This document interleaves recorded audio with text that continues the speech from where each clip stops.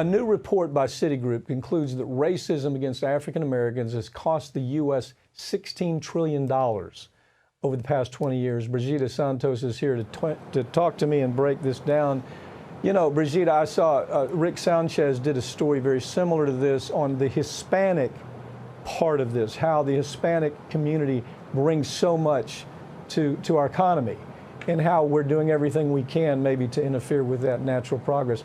How does this study quantify the economic impact of systemic racism? Well, researchers measured 4 key racial gaps for Black Americans, including wages, education, housing, and investment. And they concluded that if these key racial gaps had been closed 2 decades ago, $16 trillion could have been added to the U.S. economy. Now, according to researchers, facilitating easy access to higher education for Black students would have increased lifetime incomes by $90 to $113 billion. Providing fair and equitable lending to Black entrepreneurs would have resulted in an estimated $13 trillion in business revenue and created over 6 million jobs every year. Improving access to housing credit would have resulted in an additional 770,000 Black homeowners and added $218 billion in sales and expenditures. And closing the Black wage gap would have added nearly $3 trillion in income. Now, the researchers say that if these racial gaps are closed today, it's not too late. The U.S. can gain $5 trillion of additional GDP over the next 5 years. So basically, this study finds that racism is expensive and inclusion is financially beneficial for the nation. Yeah, as I was saying, Rick Sanchez did a great report on this the other day, and it is the same thing with the Hispanic community. So I guess what can we do to close that racial gap between Black and white or Caucasian and Hispanic? What do we do? What can the average American do if these numbers are right, and I don't have any reason to believe they're not? If this study is not driven by some type of agenda, which I have no reason to believe it is, what can we do? Sure. The researchers outlined several key actions to help reduce the racial gap.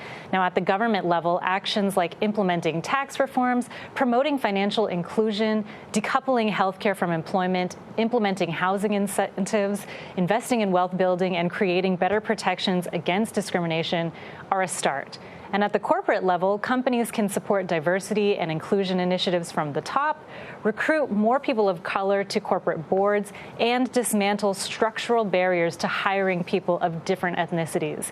Citigroup says it's now going to invest $550 million in programs that encourage home ownership for people of color, and has also promised to dump $50 million into capital investments for Black entrepreneurs. So again, this is just to start. There's a long way to go. And this is looking at the Black community. As you mentioned, there are other ethnic communities that are also costing the U.S. money. Yeah. Well, I mean, we have comparatives, don't we? We can look at other countries, we can look at other settings and see whether this is accurate, first of all, whether it's a viable argument. You know, Citigroup, even though every other month or so we see them in the news for doing something awful, this is a very good move for them. Racism in policing is also costing the U.S. The Taylor case. We look at civil lawsuits. We look at civil lawsuits against the city. We look at civil lawsuits against the state. I mean, so there's something very tangible here. How much does the city have to pay? How much does it cost taxpayers? That's pretty tangible, isn't it? Yeah, absolutely. City officials in Louisville have agreed to pay Breonna Taylor's family $12 million to settle a wrongful death lawsuit. But of course, it's not city officials who are going to foot the bill. It's the taxpayers. In 2019, police misconduct settlements across the nation cost taxpayers over $300 million. That's a lot of money that could be spent on other programs. Now, that's why there's a growing support for policies that would require police officers to obtain their own professional liability insurance. That way, if they were to get sued, their insurance provider is the one on the hook for the money rather than taxpayers. And in theory, this would work similarly to car insurance, where a driver's premiums increase with each offense until they're eventually priced out of driving, or in the case of officers, until they're priced out of policing. Now, taxpayers and financial institutions, they're waking up to how much money systemic racism costs. But whether hitting the U.S. in its wallet is enough to change the system remains to be seen. It appears to be enough to get Citigroup to change its ways, so we'll have to see. Citigroup could start off by not ripping off consumers all over America. That would be my first advice for Citigroup.